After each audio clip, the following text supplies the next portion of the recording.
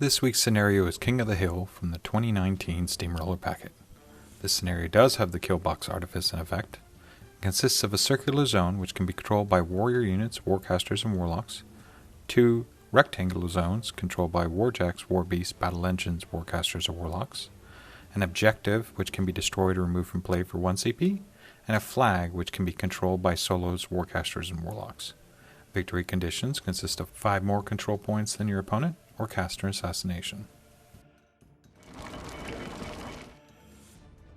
Hey guys, so I'm Kevin. Skarre3 has been a big part of my life for like a year and a half now. For deployment, well, I'm running a fairly standard Skarre3 list with the changes that come for Oblivion. We're deploying both of the huge bases in the middle. I kind of fiddle around with it a little bit. I'm not sure how I want to go. This scenario really isn't great for my particular list, as I only have 2 models that can score those outside zones. But I end up deciding that I want Skarre and the Kraken in the middle. The Marauders flank around the side of the Kraken so that they can try to screen for it. The Gorgers are going to do the same thing on the other side for Skarre. And then, of course, all the support basically lines up behind. And you're looking at Blood Witches up at the top of the screen that will be ready to ambush in. Alright, I'm Derek. I play Haley 3. Not so much anymore, but we're trying it. So my list is exactly as you think it would be. It's very bog standard. I haven't even changed it with Oblivion. No real reason to. It's a very strong list. It kind of almost plays itself as answers for literally everything in the meta, post Oblivion included. I don't find many issue. So I futz around with my deployment a little bit. I really wasn't sure what I was going to do. I knew I had to stay centralized because I didn't want to have his Blood Witches who have grievous wounds take out too many trenchers, and I know the Haleys have to play centralized anyway. So a very central deployment has to be what he gets. You also see across the table, he deployed very centrally, which allows me to not necessarily have to worry about too much on the scenario front, which I should pay attention to a little more. But we'll see how it goes. Obviously, I'm moving into advanced deploy, just making sure command's all good, staying outside of any threat ranges. I think everything starts dug in, or well, anything that has dug in or dig in starts dug in. So I shouldn't take too much fire. And I think that will conclude me. So, Cryx turn 1, we're looking at Skarre3 pretty much just does one thing. She runs up the board on turn 1. The only thing that is really going to slow you down is figuring out how much your opponent's guns can take you out on your way across the board. So Skarre does her usual turn 1 for me, which is dash, decel, and she throws Draconic Blessing on the Marauders. And she just moves forward. Where she is, she's going to be safe from shooting. I'm not really concerned about that. The Kraken's going to move forward aggressively. We want to be able to pressure that zone next turn. The Marauders and the Bloodgorgers are both going to end up just running pretty much their full distance. They want to get as far forward as they can so that they can start screening for those huge bases next turn, ideally.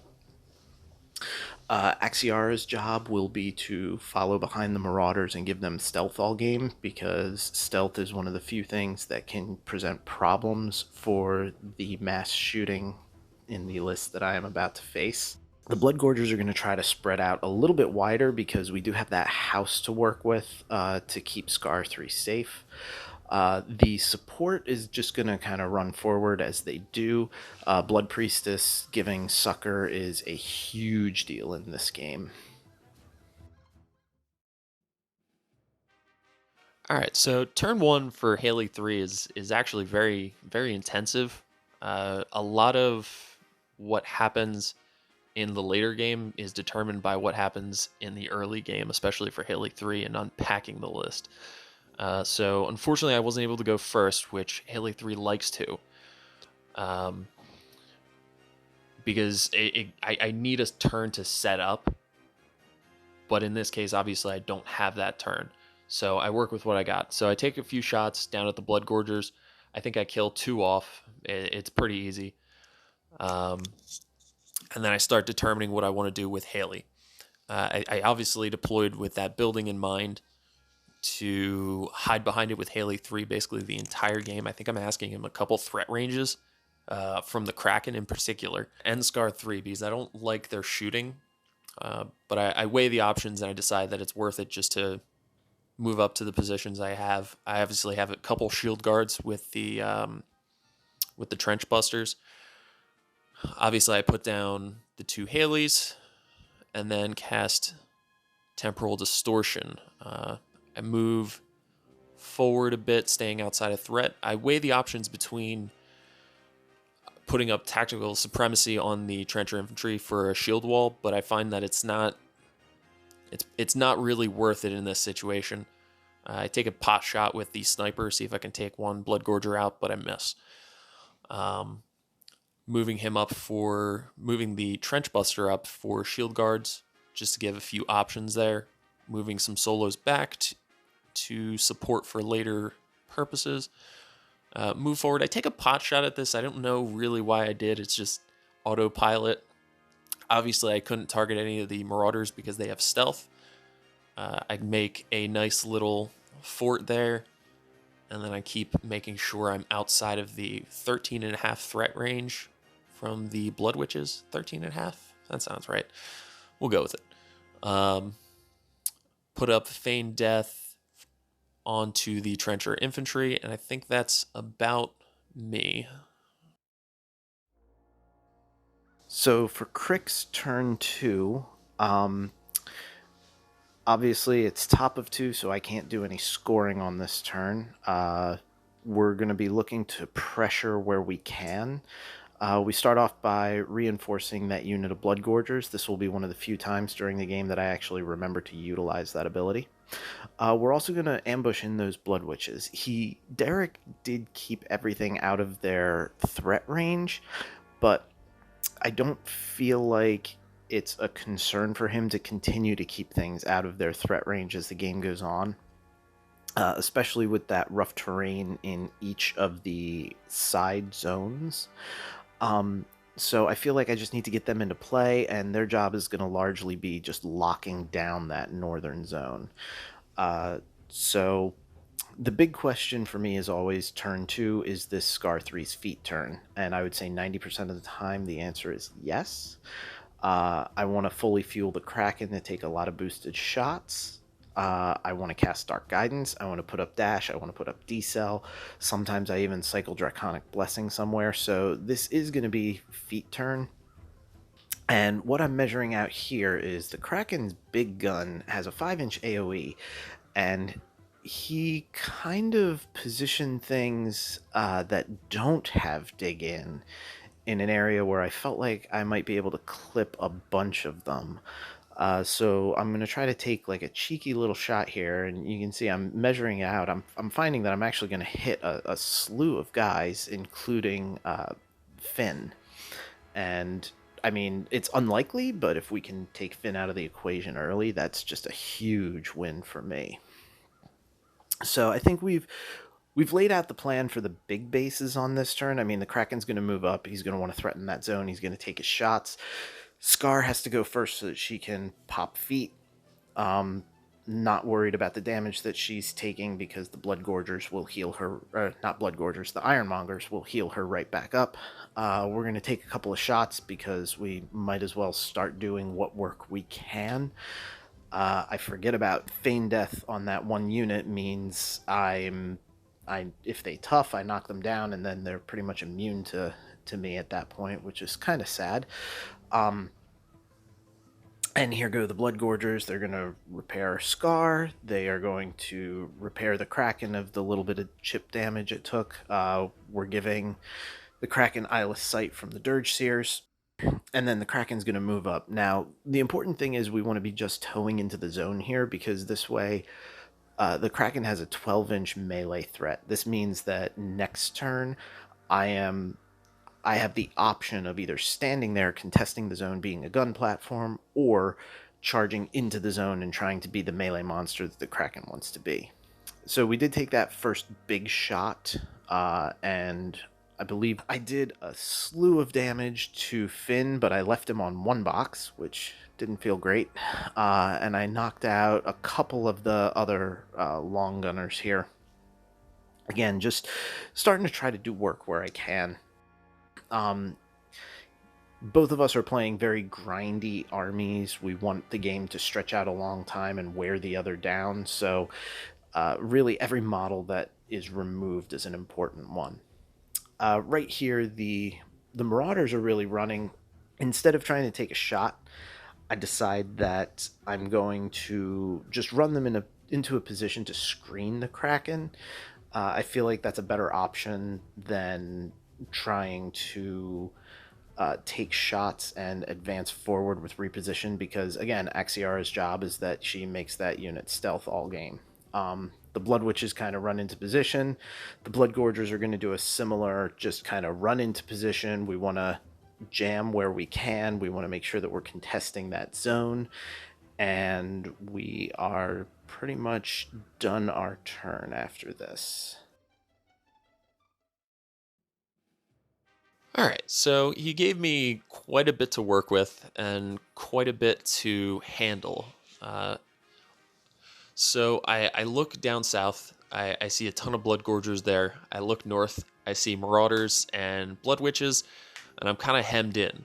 So playing the scenario game for me is a little bit hard. It gets easier now that he ambushed, and I know where they are, but it's still not easy. The entire north side of the board has stealth, so handling that's going to be a little harder. Obviously, I have the little dog up there that can go yip, yip, yip and remove it to help out, but it only does so much. So obviously I'm going with the Haleys. I'm putting up Temporal Distortion. I am moving around. I think Baby Haley takes out that Bloodgorger and making sure he's within 5 to get the -2 defense on him, so he's defense 10. Let's see. I don't know what that token is. Not gonna lie. Whatever the case. So I camp 2. I start activating other things. I think I give an extra shot to the Express team. I go with Aiyana and Holt. I will kiss the Bloodgorgers. So now they're going to be armor 16 under decel. So it's very manageable for my infantry just to start clearing him out. Holt, I futz around with. I try and decide if I want to get shots or just keep him safe. I end up pulling him back to keep him safe. I land the kiss, no problem. Start taking some pot shots with random guns, and then go with the Grenadier, who starts taking shots, gets 3 shots right now because he's got 2 trenchers behind him, and starts just clearing and blowing guys away. I think we're talking about what their defense or armor, I forget exactly what the conversation was. I might have gotten sidetracked. Whatever the case, the Express team starts taking shots, clears out a few guys. I think I go with Finn, who under Temporal Distortion needs 4s to hit, misses both attacks. So I sit there and I question life choices. So I shuffle him back a little bit just so so he'll be defense 16 for the next turn. So I go with the Trencher Infantry. They're going to move up. I think they end up just taking a few pot shots. I think I try and kill the Marauder. Sorry, the Marauder, and I can't seem to kill this guy. He is perpetually unkillable. The Sniper takes a shot. I think he kills a guy, and so on. Obviously, I'm still completely ignoring the entire north end of the board. I got to sweep through with this. There's so many activations and so many things that take a lot of time in this build. But it's one of those things that I need to get more repetitions with it to feel more comfortable. But again, I think I take the dog, remove stealth from guys within 8 inches of him. So I remove a few guys. Then I take him. He starts clearing the way. the Grenadier start clearing the way from the Blood Witches. Then the long gunners go. I think they're going to mostly aim and then try and take out take out guys that have been barked on and no longer have stealth. I think I take out probably just 1 or 2 Marauders, maybe. And then I think I take out just 3 witches.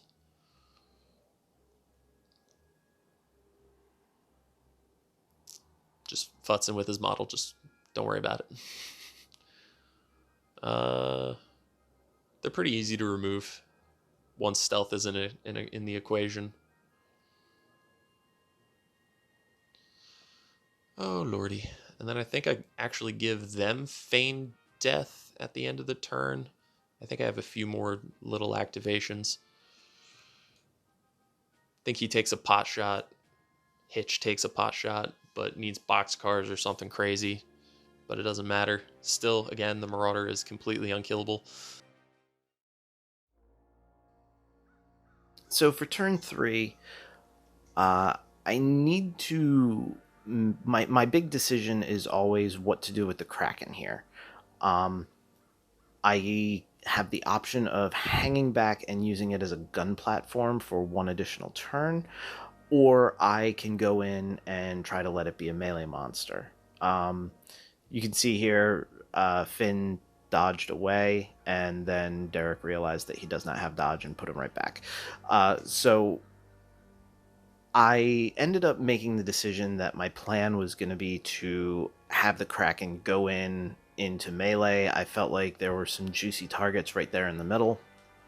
I mean, I kill 1 or 2 infantry, collect some corpses, I fire off a kill shot. Hopefully I take out like Iona, maybe Ragman.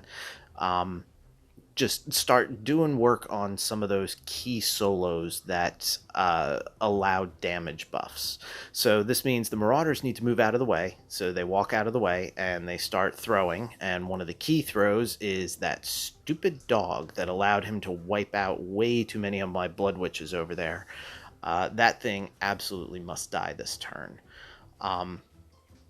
So we're lighting a lot of stuff on fire, you can see here, but that's really not going to matter because most of the stuff that's lit on fire is just going to keep getting stuff thrown at them until they die anyway.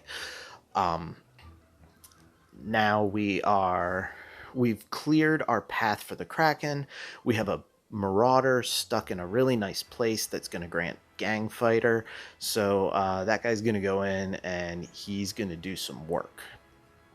So we find our nice little landing spot. We make sure that our 4-inch reach has the ability to hit all the guys that we want it to. With Gang Fighter, we're going to need 7s to hit these guys because of Haley's temporal distortion or whatever that ridiculous spell is that allows them all to have increased defense. But I need 7s. I'm feeling pretty good. I mean, I got 5 swings, and so promptly all 5 of them will miss. Never feels good to have a Colossal go in and do literally nothing for a turn. So I take a minute to feel bad about my life, and then I decide I need to move on with things. I'm trying to see if it makes sense to send Gerlak in. Maybe he can get some killing spree action going, but the math for the charge distance just doesn't work out. So instead, Skarre's going to take some shots. She's going to see how many of these guys she can maybe remove. We're going to try to send in a Bloodgorger to see if he can Pac-Man his way through any of those guys. It's not super likely, but maybe the bad dice on the Kraken will come back. Karma, I get some good stuff happening. We're also starting to push our support up into the middle. My initial thought here was, okay, I want some people ready to score that center zone should the Kraken survive and clear it. Anybody who's played against this kind of Haley 3 list before knows that Kraken is super duper dead. It's just a matter of what's going to do the killing. D-Cell will not save it. And we're also throwing a few points of damage onto Derek's objective. Those Gorgers didn't really have other good targets, and at some point scenario is going to become a thing. And then the Blood Witches are going to run. They're going to charge. They're going to use Grievous Wounds where they can. They're going to kill a few guys, and Axiara, as always, grants the Marauders stealth. All right, so with this turn here, he again has pressured me and forced me away from the top and the bottom zone. It makes it so I'm again forced to the center, which now he's thrown a Kraken in there.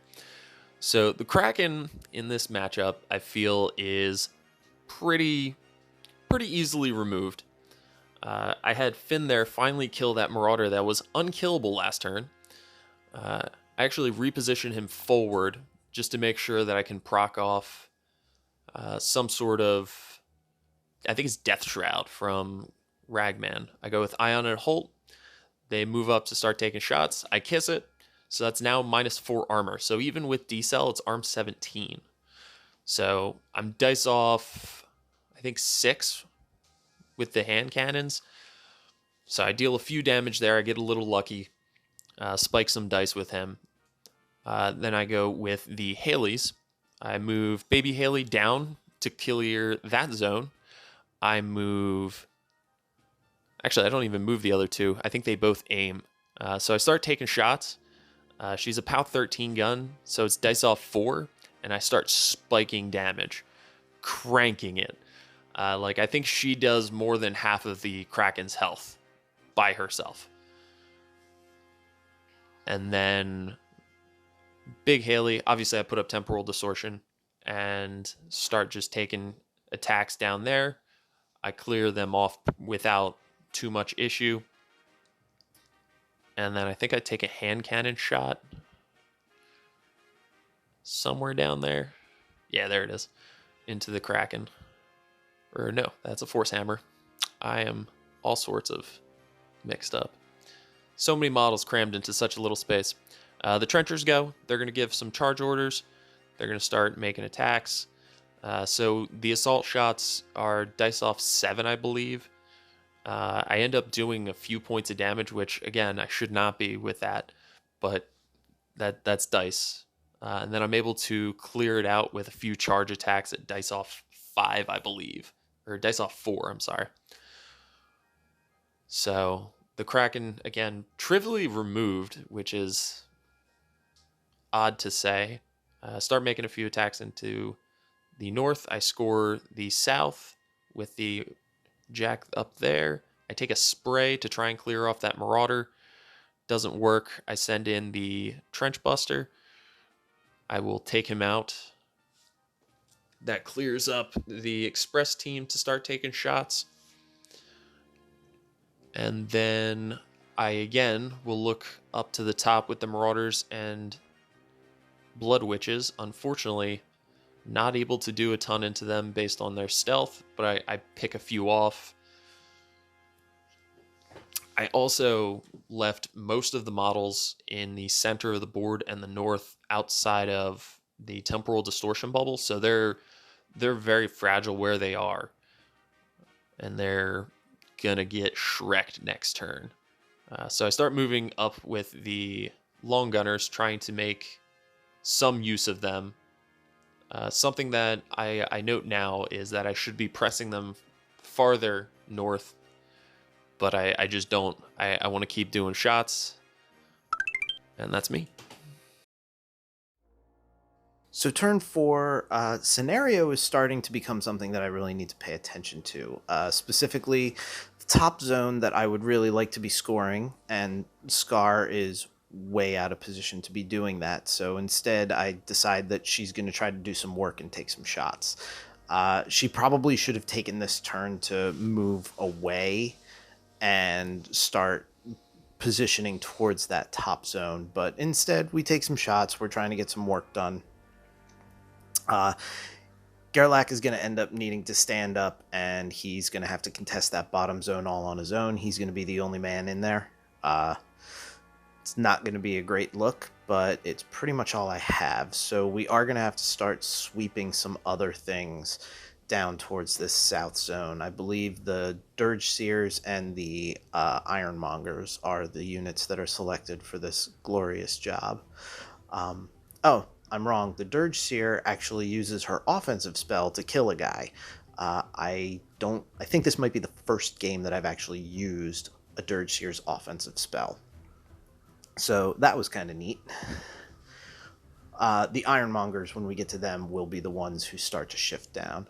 The Marauders are just going to kind of keep trying to work through this nonsense that's happening in the middle of the board. All these guys that are crazy high defense, and it's quite awkward trying to get work done and kill them. They're just going to move around. They're going to take some attacks, do whatever they can. I think Axiara gives them stealth one more time just because it annoys Derek more than anything.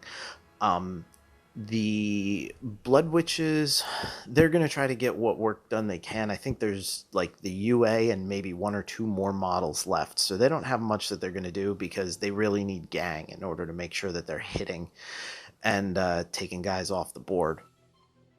But we no longer really have to worry about Derek scoring that top zone because there's no more Jack up there after the Marauders do their work. So this does free up that unit a little bit. It's just disappointing that I don't have anything up there that could be scoring. This is one of those things where if I hadn't sent in the Kraken in melee, simply shifted him to that side. All right, so he seems to have blocked me out from the northern zone. I seem to still be able to score the bottom zone relatively easily. I still am running into issues where clock is becoming a pressing matter for me. We're pretty even right now, but I have a lot more models on the board and I have a lot more meaningful activations. Things that I want to get done, but I should look at it more critically and realize that I shouldn't be making all of these attacks. I should be playing more towards the scenario at this point based on the fact that I have done a lot of work already. The long gunners start moving up. They start clearing out the remainder of the Blood Witches, sans the UA, who's up there in the cover and stealth, which makes it basically unkillable for me for right this second. I think I take a couple pot shots. I think I look at Jussika shortly here.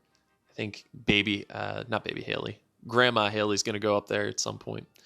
But we clear out Gerlak. That's no problem. Boosted POW 13s are really good, apparently. I ask her what her stats are. Skarre's pretty... She's a big girl. I also inquire about Sucker. I look around.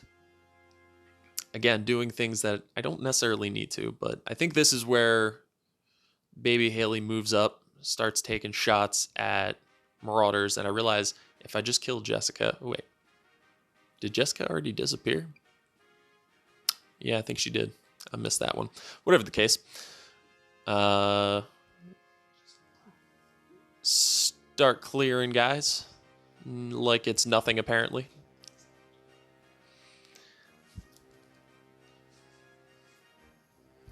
I decided to move him up. I really should have moved him back just as the shield guard as he should have, but it is what it is. I think I do blast damage and do absolutely nothing to him. Very useful activation. I think I start taking shots at Skarre here, and then I realized the trick with the Hermit and then Sucker and Skarre makes me real sad because it's just does nothing. Just absolutely nothing. I'm like, wow, cool. I did one box 4 times in a row. I think I give the regular Trencher Infantry Feign Death. I think I try and clear out this center Marauder with some pot shots. Obviously, I'm needing very high rolls, which I don't get. I think I clear out this front Ironmonger, no problem. But that's the way it goes. So there's 2 major considerations for me right now. Number 1, I have a significant clock advantage and a lot fewer models to activate. So however I can abuse that would be really good for me. Number 2, I really need to be worried about scenario. That bottom zone is kind of open for Derek, so I got to get something into there. Meanwhile, Skarre needs to start moving towards that top zone, kind of like I indicated last turn. This is the turn that she's actually going to do it. So she's going to pull back. With Dash, it will make the Blood Priestess fast enough to actually get into that bottom zone, so I at least have something contesting. And Skarre, next turn, she is just going to run straight for that top zone and try to start picking up control points. Meanwhile, the Ironmongers are starting to come down south a little bit. They're going to be showing up into that bottom zone next turn. The Dirge Seers are going to do a similar maneuver. The Marauders are trying to kind of press in from the top and kind of compress Derek. Basically, I just want to keep him away from that top zone as much as I can. But I don't really have much that I can do to the long gunners. So the Hag runs to that center zone. She's not really going to have much of relevance to do there. And Axiara is just going to kind of hang out right about where she is.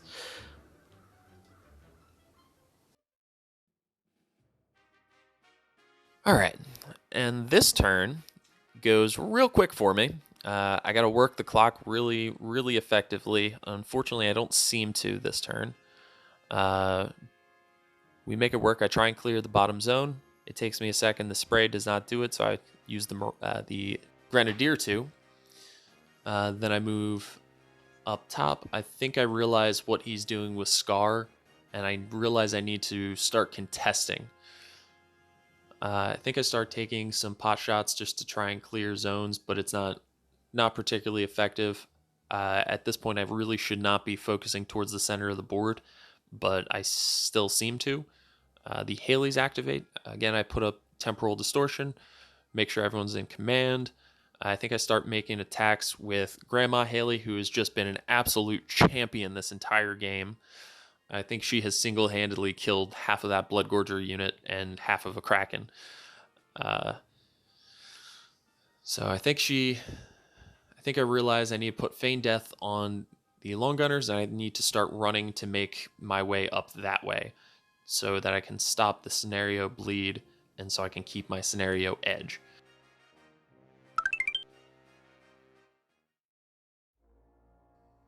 So on this turn, I really need to... Skarre's plan is she's just going to run up. She's going to start scoring that top zone like we previously discussed. We're going to try to flood that bottom zone with as much as we can because Derek has a minute and change left. He's going to start getting to a place where he doesn't have the time he needs for all the activations that he needs to get through in order to clear things. So this is really all about just kind of running to wherever we can get to. And contesting where we can, finally scoring my first control point on that top zone. The Marauders are going to keep doing a little bit of work in the middle, but it's really doesn't mean much of anything at this point. And Axiara is going to end up running to engage 2 of those long gunners just to kind of keep the flood out of that zone, doing whatever we can to preserve that scenario up there. Alrighty, and we come to turn 6. Do all my obligatories. I start running into the top zone. I'm down to like under a minute at this point, so I am very pressured. I'm making sure I'm staying in command and contesting what I can. I want to try and clear that bottom zone. It becomes very abundantly clear that I am not going to be able to, unfortunately, and it's this dodge here that seals the deal. And I'm like, well, that's me. So we're on to turn 7. I know that this is the last chance that I'm going to have to do anything. And scenario, I'm down by 2. So I have to score 2 points and hope that he can't do anything in 16 seconds. Skarre on her own is going to be able to clear that top zone, dual attack, her melee attacks, her gunshots. She's got more than enough going on. She's going to clear that out all on her own. The Marauders are probably going to take some pretty irrelevant attacks. They're kind of in a position where they're not affecting much of anything at this point in time. The more important thing that's going to happen is down at the bottom. We're going to be charging that objective as much as we possibly can. One of these attacks will be a charge, one will not. The Ironmongers don't quite do it, so that Dirge Seer casts her offensive spell, spikes the damage roll, and finishes the objective off. I score 2. So I flip clock to Derek. Derek flips it right back to me, ending the game. Unfortunately, he did not realize that he did not run anything to contest that top zone, so I actually pick up an extra control point and end up winning 4-3. So at the end of everything, I look across the board where we're at 3-3, and I realize that I need to contest his zone a little bit too late. I immediately slap the clock back because I have, sub 10 seconds, and there really was not much I can do. I still have to do all my compulsories, and it wasn't worth me trying to make an argument for anything. I'm not going to rush. It was a very well played game, and I'm really glad we got to play. I thank Kevin for this experience, and I think I just need to work on time management, and that's one thing I've said before, and I'll say again with Haley 3, the clock is your biggest enemy. You are your own biggest enemy as well, because you want to get work done with every single model and every single activation. You don't have time for it.